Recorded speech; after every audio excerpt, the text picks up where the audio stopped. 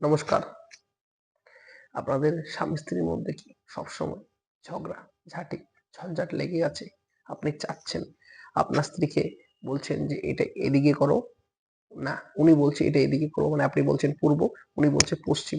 সেক্ষেত্রে কিসের জন্য এই সমস্যাগুলো হয়? দুজনের মধ্যে মনের মিল অমিল কেন কেন হয়? মতবিরোধ কেন হয়? আপনার বাড়িতেও কি এই ভুলটি হচ্ছে?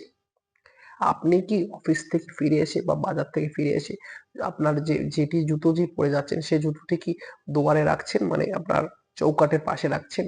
এই ভুলটি যদি করুন তাহলে আপনার জীবনে আপনার স্বামী স্ত্রী দুজনের যে মধুর ফিজিক্স কেমিস্ট্রি যে আপনাদের লাইফ রয়েছে সেই লাইফে ইম্প্যাক্ট পড়তে বাধ্য। তার জন্য বলবো আপনি কখনোই অফিস থেকে বাজার থেকে যেখান থেকে আসুন না কেন দৌড়ের পাশে বা চৌকাঠের পাশে জুতোগুলো রাখবেন না। জুতোগুলো সরিয়ে একটু সাইডে রাখুন, অফ সাইডে রাখুন।